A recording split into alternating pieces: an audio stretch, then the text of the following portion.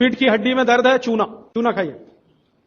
बच्चों को खांसी की एलर्जी अगर है तो नियमित रूप से मैंने कहा ना, ऐसी चीजें दीजिए, कफनाशक है, सूंठ है, पान का पत्ता है, शहद है, गुड़ है, ये सभी कफनाशक हैं।